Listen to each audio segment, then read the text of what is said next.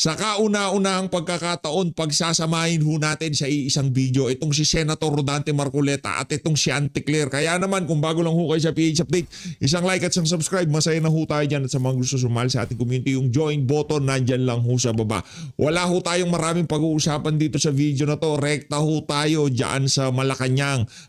Makibalita ho tayo kung anong napag-usapan dyan. Ika nga kung ano na naman mga kabalbalan ang sinagot nitong si Auntie Claire sa tanong ng Malacanang Press Corp. Ito ho mga kababayan. Game! At maaari na po akong tumanggap ng inyong mga katanungan.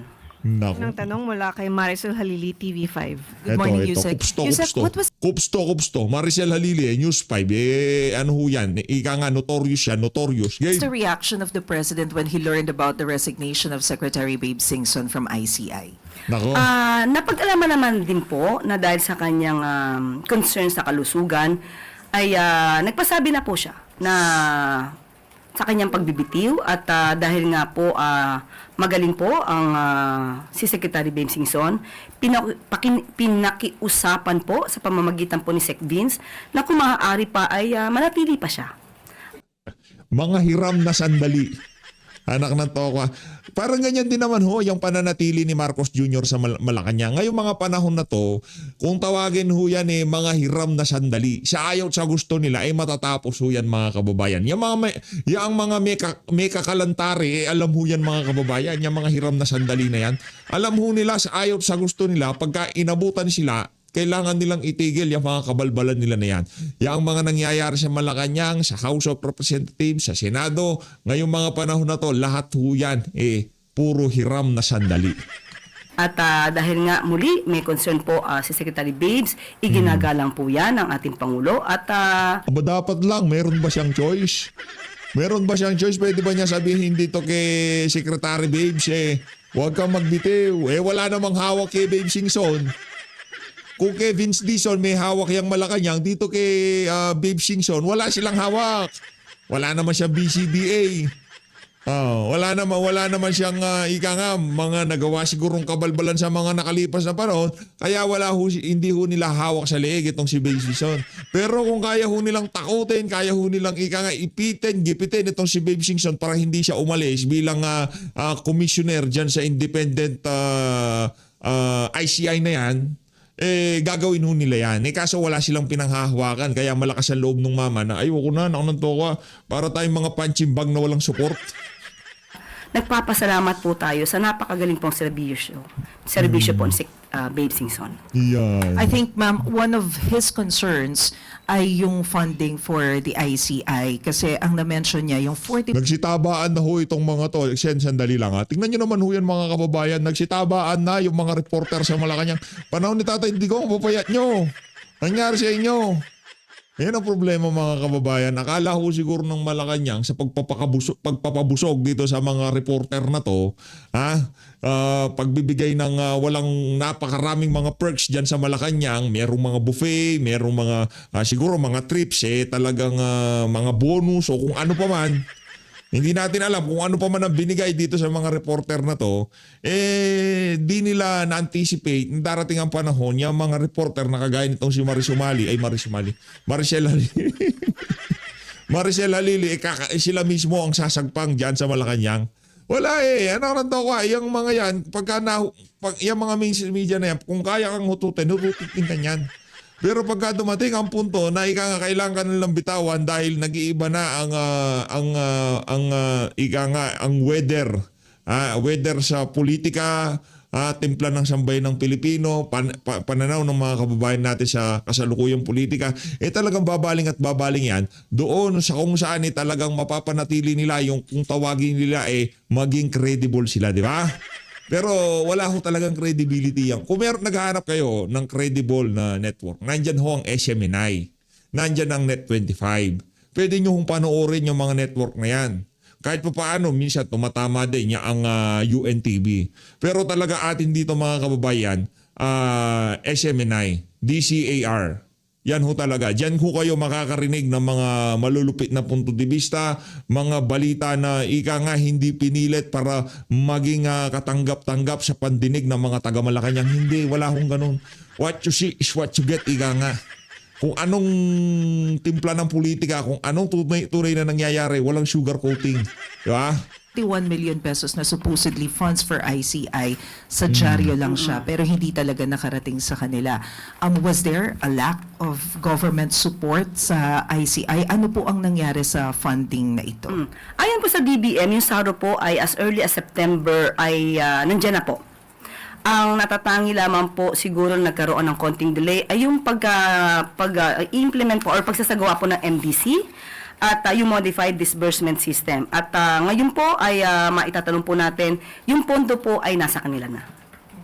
Ma'am, ang kagabi, nagsalita rin po si Mayor Magalong. Sabi niya, nung time niya, nagpalawal din siya ng 30,000 pesos from his own pocket. Hindi na rin daw naibalik yun. And he also mentioned na he heard that one of the members of ICI is also planning to resign to follow the footsteps of Secretary Singson. Meron po ba kayong nakuhang information about this, and how will this affect the operation and integrity of ICI? Patungkol po sa sinabi niya na mayroon pang kulang sa kanya, ipinakiusap na po natin, since nandiyan na po yung pondo, kung ano po yung pagkukulang sa may mga dapat na bayaran na po agad. At hindi po naman nagkulang ang Pangulo dahil lahat po ng kailangan ng ICI, lahat na maibibigay na tulong po na manggagaling po sa Pangulo, iyan po ay ibinibigay. At patungkol po kung sino po yung magre-resign, siguro mas maganda po siya na po yung kanyang, siya na po ay yung tanungin. Siya naman po. Nako, balita ho natin, unti-unti na hong malalaga sa mga susunod na linggo. Yaang mga ano na yan, yaang ICI na yan. Simple lang naman. Di ba gusto ni Marcos Jr. na magkaroon talaga ng hustisya dito sa nangyaring nakawan na to sa Pondo ng Sambayan ng Pilipino? Simple lang. Kung talagang sincero, ika nga, kaya medyo ika nga, medyo komportable tayo doon sa Independent People's Commission, yung IPC kung tawagin, yung binabalangkas na batas diyan sa Senado, diyan sa mababang kapulungan. Kasi yan, merong mga opposition, merong iba't ibang sektor, merong mga party list, merong mga senador. Makikisangkot sila dyan. Hindi yung napaka one-sided lamang na ang presidente lamang ang gagawa ng executive order na magkaroon ng independent commission. Napakalaking kabalbalan ho nun. Ika nga, parang naging mouthpiece ng administration eh. Kung anong sasabihin ni Marcos Jr., yun ang gagawin ng ICI. Pero pagka nagkaroon tayo ng Independent People's Commission, ibang usapan na ho yan. Hindi na ho basta-basta pwedeng tanggalin yan kagaya ng ginawa nitong si Marcos Jr. doon sa Anti-Corruption Commission ba yun? Nung pagpasok niya talagang sinalansan niya yon, di ba? Dito sa isa na to, hindi niya na ho pwedeng gawin yun kasi batas na yan eh. Di ba? O kaya kung gagawin man yan, sana yung mga kaalyado natin o mga pinaniniwalaan nating mga senador, makisangkot sila sa pagbalangkas ng batas na yan. At sana maisama yung mga religious group, kahit na maging audience lang sila kung sakaling magkaroon ng function na parang sa Blue Ribbon niya ang gagawing Independent People's Commission na yan, na yung mga religious group talagang kasama sila, kasangkot sila kung ano man ang pinag-uusapan sa loob na yan. Hindi lang mga politiko, pati yung mga reliyosong tao isama na natin kasi sa sobrang tinding magnakaw ng mga politiko, anak ng toko, walang batas na makakapagpapigil sa kanila. Malaki ho ang ating pananampalataya na pagka yung mga religious group na isama dyan sa Independent People's Commission na yan, talagang masasawata kahit papaano Kung 100% ang pagnanakaw nila, kahit papaano, kahit 20% lang mabawasan pagka mayroong religious group na kasama dyan sa Independent People's Commission na yan. Nagbigay ng information. Sorry ma'am, last na lang. Yun po sinasabi ninyo na funds na hawak na ng ICI, buong 41M po. Opo, yun. nasa kanila po. Okay, May thank you. follow-up question po si Ivan Mayrina. May 7. Asa si Sen? Yusek, good morning. Mismong si Secretary Singson po ang nagsabi na kulang sa ngipin, kulang sa kapangyarihan ng ICI at sa ngayon may mga pending measures in Congress na layong lumikha ng mas pinalakas at mas may kapangyarihang ICI, although ibang it goes in a different name. Ano ho ang tugon ng Pangulo sa mga panawagang i-certify niya as urgent itong mga panukalang ito? Sa pag-aalam natin ay tapos na po yata. At sa Senado ay third reading na po yata. Hindi. I-certify. Third reading na sa Senado, anong sabi ni Soto? Kailangan i-certify yan as urgent para lahat ng resources, lahat ng enerhiya, lahat ng atensyon ng mababa at mataas na kapulungan ng Kongreso. Ituon dito sa partikular na batas na to. Talagang tong si Antiglab, dinidribble mo na naman kami. Langya ka talaga, oo. Sendante please lang. Ako pakiusap ko lang, isama ang mga religious group. INC, KOJC, CBCP, Dating Daan, lahat mga Muslim, isang representante, kada religious group dapat kasama dyan sa Independent People's Commission na yan. Para talagang independent. Di ba? Walang may hawak, anak ng toko, independent. Ito, presidente naglagay. Ito, presidente naglagay. Ito, presidente naglagay. Ito, presidente naglagay. Ang buong commission, presidente bumuo. Pero independent, palakpakan.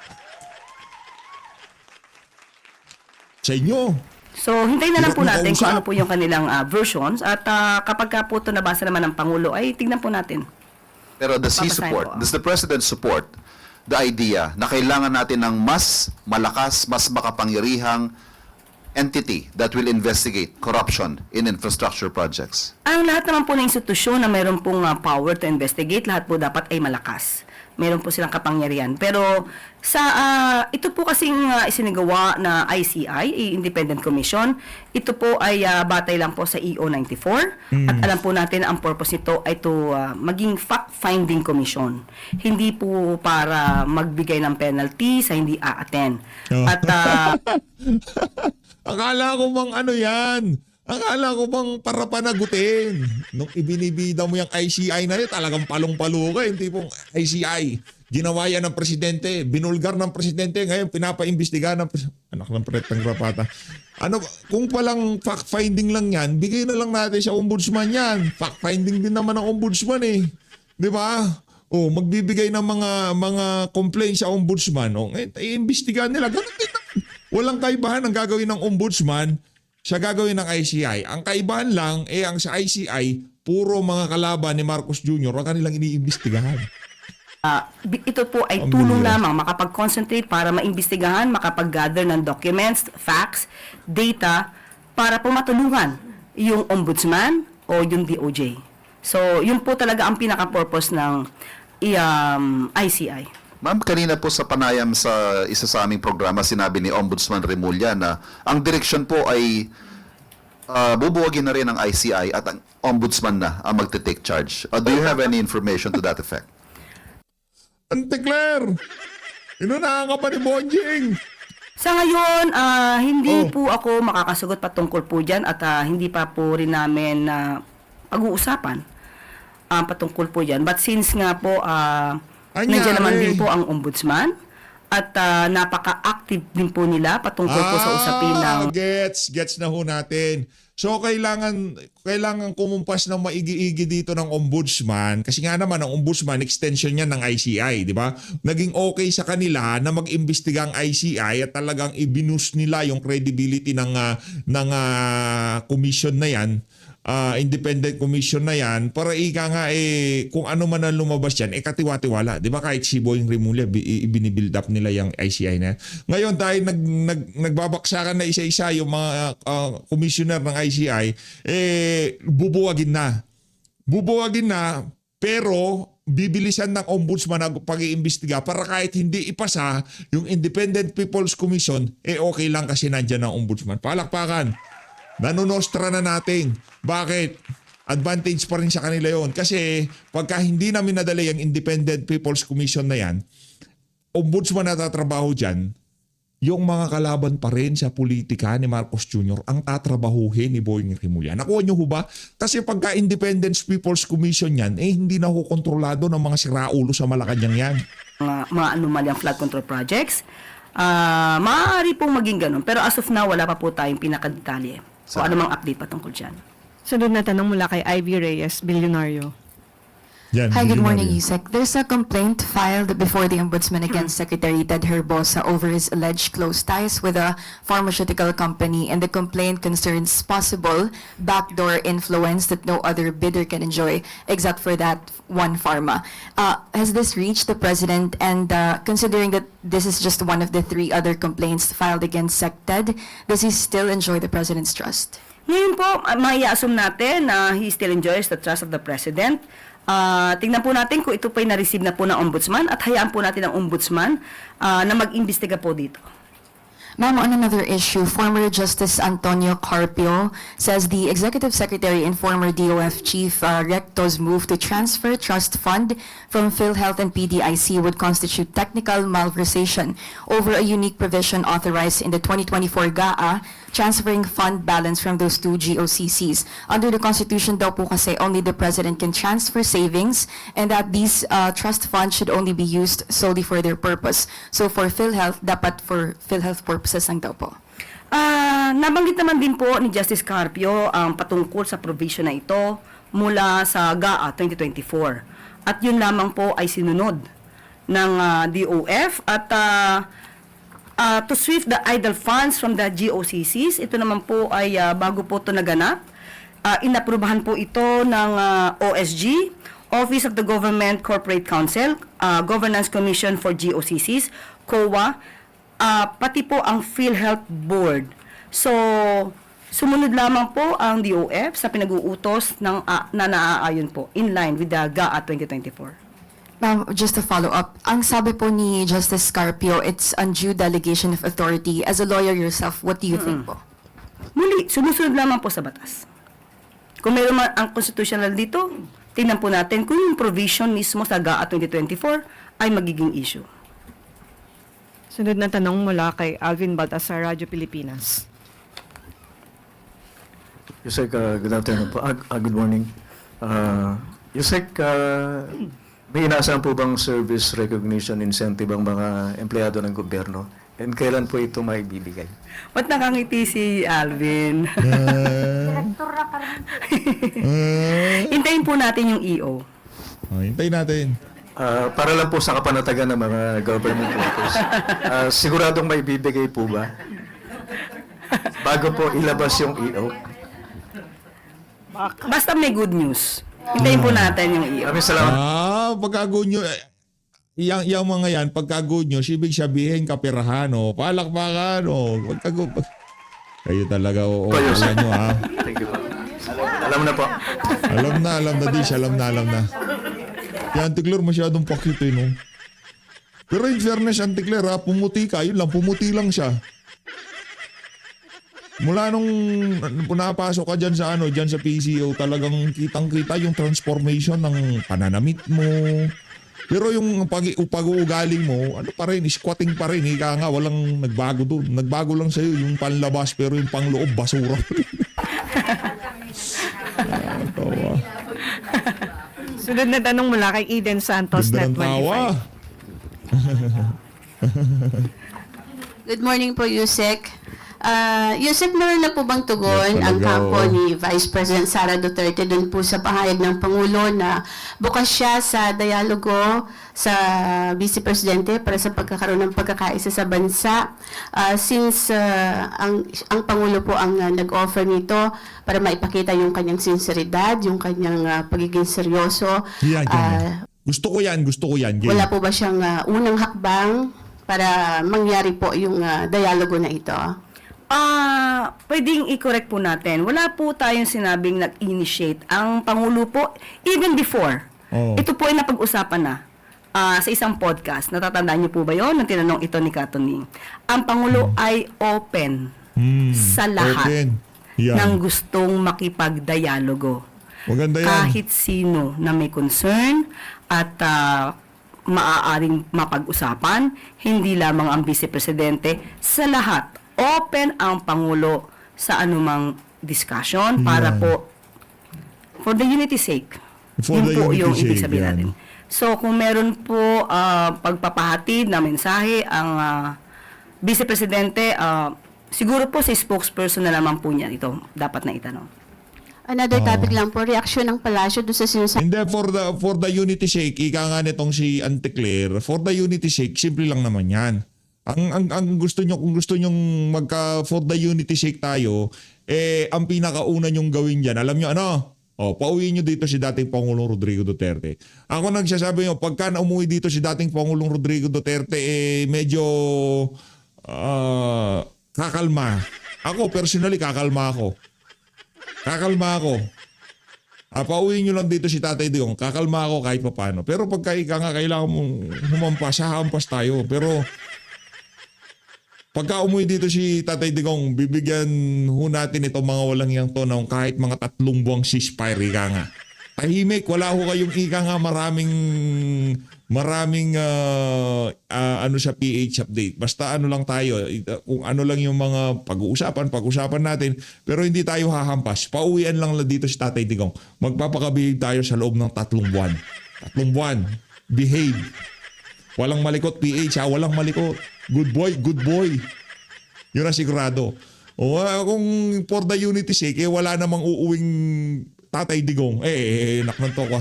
Unity yung mukha nyo. Sabi mo sa amo mo, magpulbur na lang siya. Walang niya siya. Sabi nga, parang credit grabber po ang Pangulo. Nako. Doon po sa Bukana bridge na inopen po, na sinasabi po yung naaprubahan ng mga 2022 at 2018 pa daw po yun under the previous administration. Sino po ang bumabatikos? Sino po ang nagsabing credit grabber? Mga Para tao sa wala po Davao. tayong Mga tao sa Davao kasi alam nila kasaysayan ng Bukana Bridge na yan.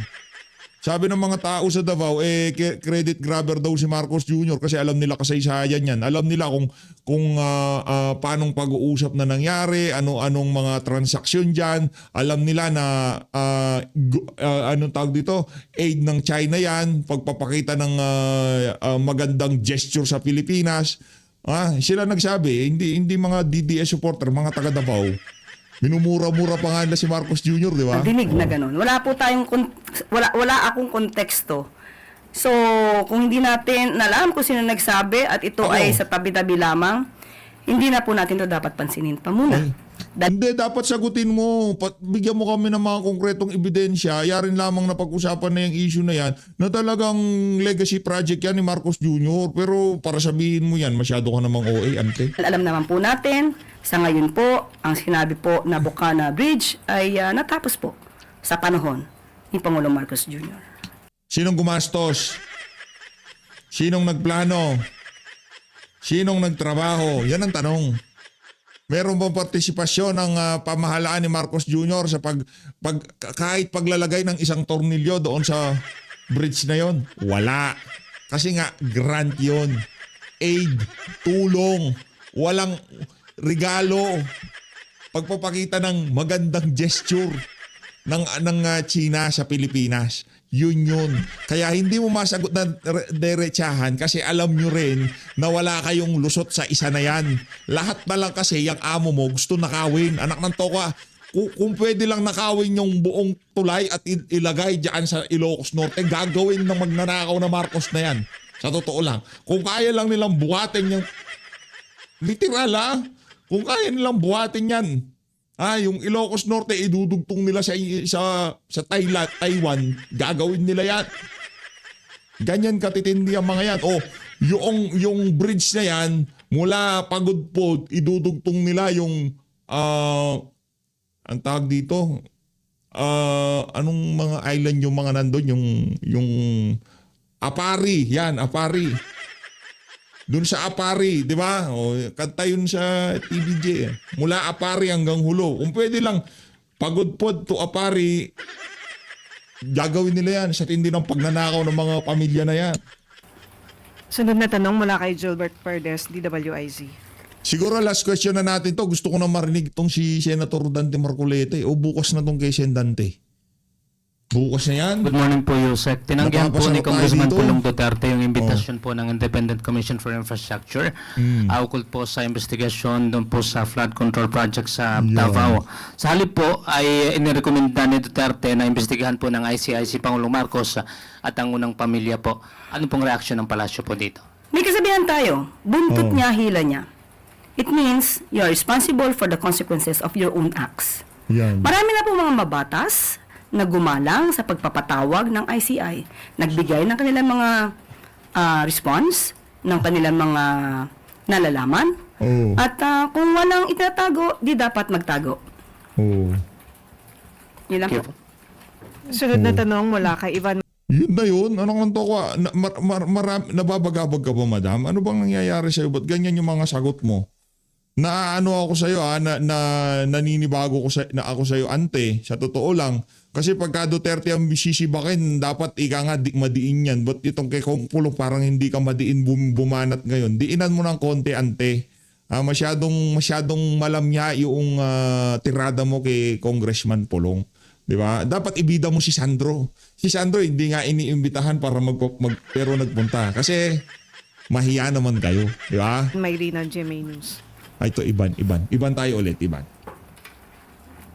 Yusek, tulad po na nabanggit nyo sa opening natin kanina,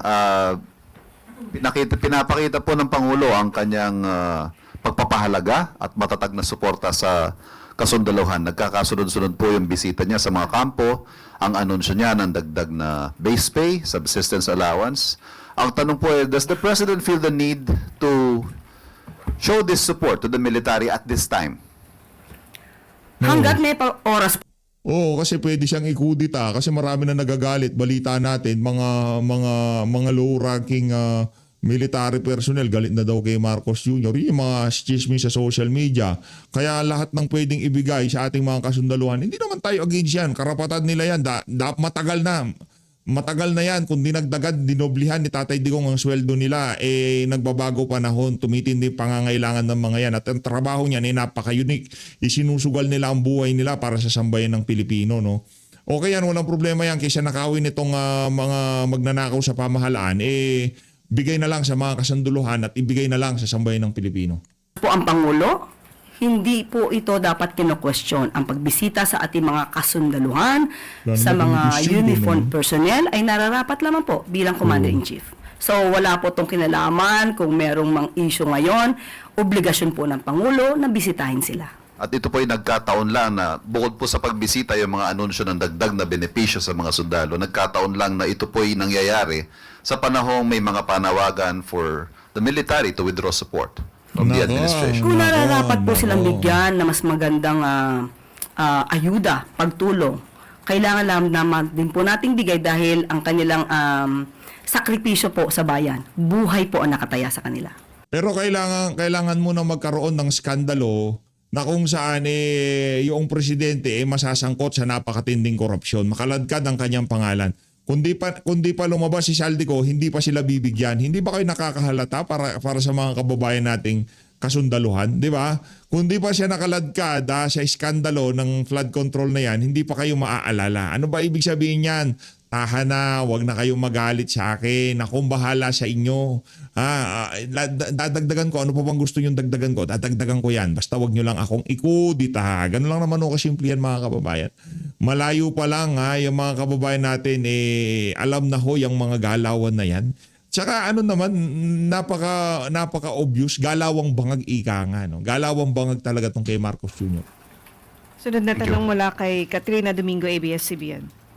Ma'am, on a related topic, still on the military, the Kilusang Mayo Uno is criticizing the timing and the intention of the Marcos Jr. administration in increasing the base pay of all military and uniformed personnel. In their own words, they said na kakaibang timing nga naman itaas bigla ang sweldo ng mga pasistang tropa ng Estado kung kailangan nasusukol ka na sa galit ng taong bayan sa sindikatong korupsyon. Yeah. How does the palace explain to the public kung bakit po nag-implement ng base pay hike when talks of a possible military reset or ouster are rife in public?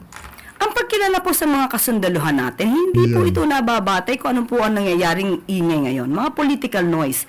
Karapatan po nila at dapat lamang pong kilalanin ang kanilang pagiging bayani ng ating bayan. Yeah. So sa mga ganyan mga usapin, mga negatibo na ibinibigay at pinupukol sa Pangulo, hindi po hindi po ito magpapatigil sa Pangulo para bigyan ng tulong ang ating mga kasunduluhan. Ma'am, the same group is also questioning bakit daw po mayroon ng daily subsistence increase for the military personnel. Merong increase sa base pay, pero yung mga ordinaryong manggagawa who underwent a process of a legislative wage hike, hindi pa rin daw po nag-grant yung hinihingi nilang 200 peso regional wage increase. Hindi po yun sakop ng Pangulo. Sa Pangulo po, sa DOLE po, nakikita po natin, meron pong pagtaas ng mga sweldo sa mga regions at hindi po nila yan makakaila. Hindi po pinapahinto ng Pangulo ang pagtataas ng sweldo na within his power.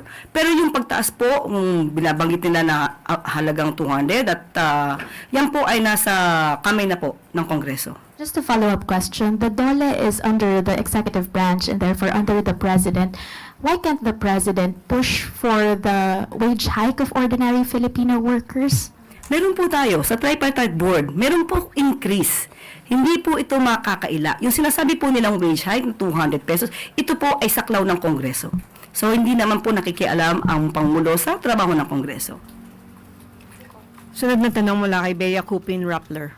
Hi, ma'am. Good morning. A rapper investigation based on SEC documents and data from government websites found that Justice Undersecretary Jojo Cadiz has ties to a major construction company that was only incorporated po in 2023 through Yusek Cadiz's son, who was 19 at the time, 21 na siya ngayon, I believe. JSJ Builders Incorporation, the investigation found won more than 200 million in projects in Ilocos Norte since its incorporation 2 years ago. Yusek Cadiz has also been accused by former legislator Zaldico of supposedly acting as a bagman for the president. First question, ma'am, is the president aware of his former aide's ties to this contractor, or has he since been made aware, given po the prohibitions under the Constitution? As of the moment, we have not talked about that. But if there's a need for investigation on that issue, so let the investigation be done. And on that note, ma'am, does he still enjoy the president's trust, and will he remain in the DOJ despite, again, these links and the claims that have been made against him? Sa ating pagkakaalam, siya po ay nag-submit na ng kanyang resignation. Sa ating pagkakaalam, bibigyan ko lang po ng update. Has it been accepted? No. Bibigyan ko po kayo ng update. Sunod na tanong mula kay Ann Soberano, Bombo Radyo. Yusek, good morning. Reaction lang po ni Presidente kasi kahapon po si Majority Leader Sandro Marcos humarap po sa ICI. Ano po ang naging tugon dito ng Pangulo? Since sinabi din po ni dating DPW Secretary Babe Singson na tila po nabigla si Majority Leader Sandro Marcos sa mga itinanong sa kanya. Una-una, bilang magulang, makikita natin kung paano ba pinalaki ng mga magulang ang isang anak. Disente. Hindi takot. Matapang na humarap sa investigasyon. Hindi nagtago. Nagboluntaryo pa. Kinilala ang ICI. Hindi tulad ng iba. Yan. So, doon pa lang po, bilang magulang, ay proud sila sa kanilang anak. Proud sila. Anak ng Tokwa, proud sila na yung anak nila, ang pangalan ng Sandro Marcos nakakabit sa napakalaking skandalo. Palakpakan. Sabi siguro ni Marcos Jr., that's my boy. Come here, Sandro Marcos. Di ba? Yan ang anak ko, bata pa lang. Ika nga, ang potential niya talagang napakatindi niya. Nakita niyo na yung ginawa niya dyan sa ICI. Bata ko yan, ika nga, di ba? Ganun. Proud na proud sila. Nakita niyo ba na talagang yung anak ko na yan, bata pa lang, nasasangkot na sa samot-saring skandalo. Marcos kasi yan, di ba? Sabi ko. At nagulat. Siguro, hindi natin alam, hindi po ako privy sa naganap na hearing. So, hindi natin alam kung ano ang kinagulat. Nagulat ba siya sa bagong facts? Nagulat ba siya sa bagong data na malamang ay hindi niya alam? So, I cannot speculate on that. Thank you, ma'am. Dapat privy ka. Ivan Merina, Jimmy. One quick question, follow-up question on Yusek Cadiz. Can the Paris confirm na yung Cadiz, Jojo Cadiz, yung nag-set sa meeting nitong si Marcos Jr. at nitong si Saldico? Yun ba yung Jojo Cadiz? Yung nag-resign? Bakit nag-resign? Dahil nabanggit ni Saldico? Ganon? Palakpakan! Sabi ko sa inyo mga kababayan, unti-unti na ho yun mga kababayan. Sa gusto nila. Tama yung sinabi nung nakausap natin nung isang araw. Ang sabi niya, PH, alam mo, ganito kasi yan. Kasi tinanong ako ano ba masasabi mo sa tingin mong mangyayari sa administrasyon na to? Siyempre ako, hindi naman tayo hindi naman tayo kung ano lang nakikita natin na sentimiento ng mga kababayan natin sa social media. Yun lang naman sasabihin natin. Sabi natin, ang lala na ng mga nabulgar kay Marcos Jr. Ang dami ng mga anomalya na kung saan ikinakabit ang pangalan niya. Sa tingin ko kung talagang ganito na lang ang mangyayari, baka matapos niya ang administrasyon niya. Sumagot naman yung ating kaibigan. Ang sabi ko niya, para sa akin, hindi niya matatapos ang 2026. Tayo nagulat, syempre. Magugulat tayo kasi ano pa bang mas lalala doon sa dito sa iskandalo na to na sinabi ni Amy Marcos na Mary Jane siya ng almusal at nagmemerienda siya ng Coca-Cola. Ano pa bang lalala doon sasabihin na mismo kapatid mo na ikaw ay addict, di ba? Wala naman lalala doon. Tayo ho'y naniniwala diyan sa tao na yan at doon sa kanyang mga sa mga marami ko kasi siyang nakakausap. Marami siyang insider na hindi naman natin alam. Sabi niya sa akin, PH, alam mo, nakikita mo yung administrasyon na base dito sa akin na mga naririnig at mga nangyari kamakailan, parang totoo nga ho talaga. Tayo naniniwala, sa tingin natin, hindi matatapos ang 2026. Matatanggal si Marcos Jr. Diyan. Hindi matatanggal, mai-impeach, possible kasi itong si Congressman malamang 3 buwan lang naman yan 90 days magsampa siya ng impeachment, magre-resign siya o masusobrahan siya ng almusal o merienda, hindi natin alam. Pero ang nakikita nung ating pinapakinggan na yun at pinapaniwalaan natin ang kanyang mga punto de vista, hindi matatapos si Marcos Jr. itong 2026. At base dito sa mga kaganapan na to, nagbibigay ng karagdagang sweldo sa mga military, itong si Jojo Cadiz, sunod-sunod ang pagre-resign dyan sa ICI, saludo talaga, ibang klase.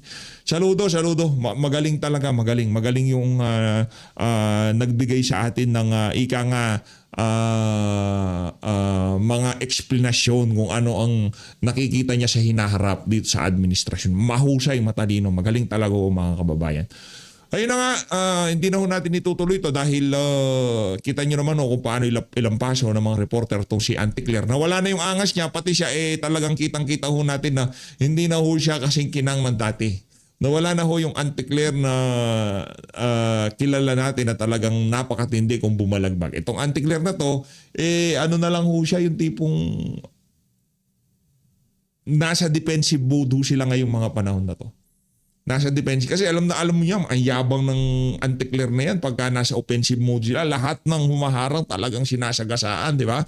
Pero ngayon, itong kay Sandro Marcos, itong Jojo Cadiz, itong si ano pangalan to? Itong si Marcos Jr., itong pagbibigay ng puro lahat ng tanong sa interview na to, wala akong narinig na pabor sa mga lahat na lang, kahit iniiwasan itong si Ivan Mayrina na banata ng Malacanang, wala ko siyang magawa. Yun ang current events, yun ang kailangan nilang itanong sa Malacanang. Ba't walang correspondent dyan ng SMNI?